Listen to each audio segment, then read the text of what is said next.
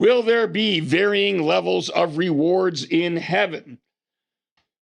Well, what I've got on the screen, and I'll read for you quickly here, is what's called the parable of the 10 minas, or I used to say, pronounce it the 10 minas. I don't know which one's correct.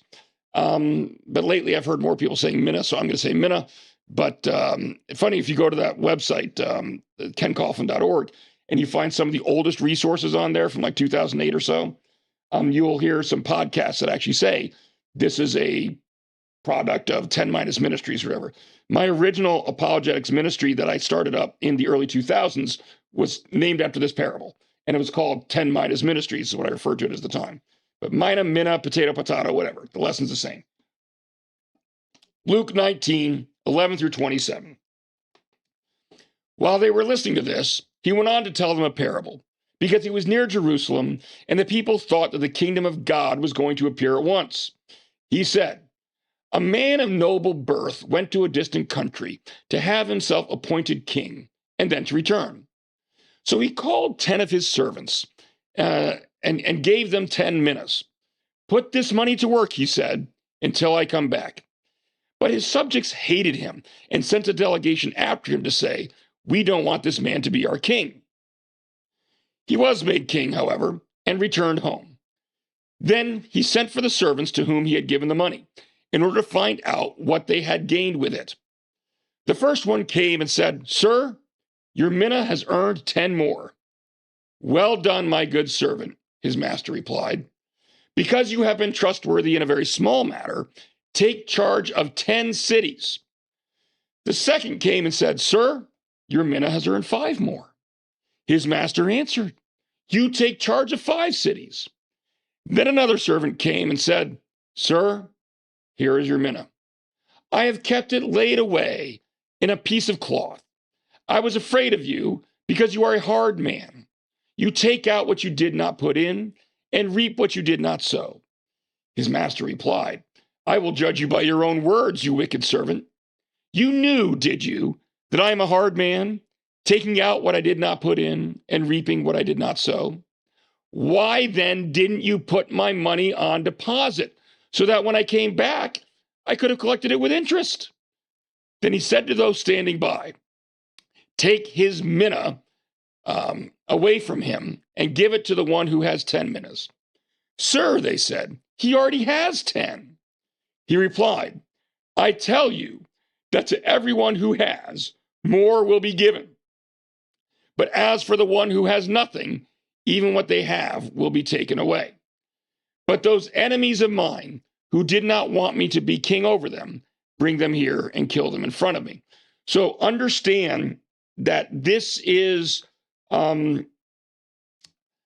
not talking about salvation. This is not going out and earning your way to salvation. All right. What it's referring to is our duty, our obligation to take the gifts that God has given us and to use them, right? To put them to use while he is away, while he's ruling from heaven in this period of time.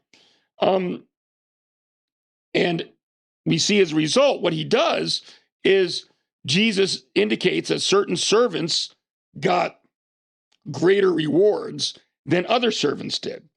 And so this at least seems to indicate that, yes, there will be varying degrees of reward in heaven. But then that gets us back to that Revelation passage about, well, there'll be no sorrow, no mourning. Well, if I'm sitting in heaven, right, and I see someone else who did more with what was given to them in life than I did, and so they've got more benefits, and I can see those benefits right there, wouldn't that lead to me mourning? Wouldn't that lead to me having some level of regret? Not necessarily. And again, this is where I go back to Millard Erickson, who I've quoted a number of times tonight. I kind of like his solution to this, where he says, what if these rewards in heaven, it's not a matter of physical, visible differences in rewards, as much as the level of our subjective appreciation for those rewards. So we're all getting the same thing. We're all getting our own mansions, whatever, as it describes it. You're all getting the same thing. You're all getting to be in the presence of God. But some of us are going to feel more about those rewards than others will. We're all going to appreciate them, right? We're all going to have this internal appreciation. But for some people, that internal appreciation will be even greater. But here's the thing. I can't tell by looking at you what your level of appreciation is, right? So I don't know what I'm missing out on, so to speak.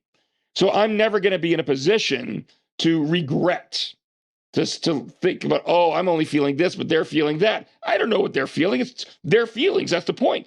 And if we were to compare notes, both of us would be describing how wonderful we feel, right? And so that's one way. I kind of like Millard Erickson's way of looking at it. But again, that's a possibility. It's not something we should be dogmatic about because the Bible doesn't explicitly say that. But it does seem to give some indication that there will be some levels, differing levels of rewards in heaven.